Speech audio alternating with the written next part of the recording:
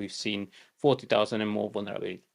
Now, to see the root cause of a vulnerability, we need to approach the problem in two ways. The first way is fundamentally approach the problem with CVE, CWE, CAPEC, MITRE, and TTP, all the way to threat actor.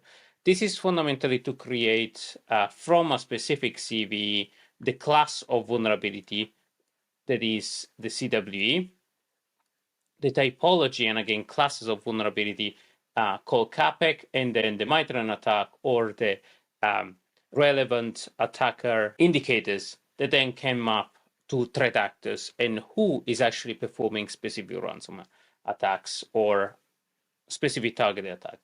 Now, in all of this scenario, there is also cyber threat intelligence that can help us identify which are the CVE that are exploited at scale, or CVE that have exploited vulnerability, or threat actors that are active for specific vulnerability. The approach is fundamentally twofold.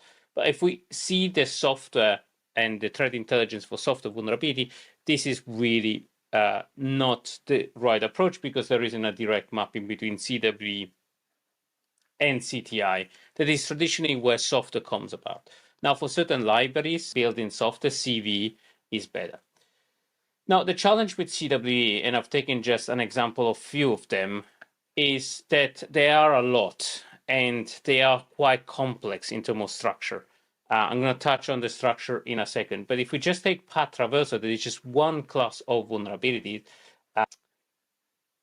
you can see there are nuances. Now, this is great for mapping CWE into CAPEC, into threat actor. So if we take fundamentally, if we take the first vulnerability that we discussed, the QNAP vulnerability, that was fairly bad vulnerability at scale, because easy to exploit, easy to attack, remote code execution and easy to exploit, we're going to see them not just by the attack vector and the vector complexity, specifically the privilege required and the remote attack,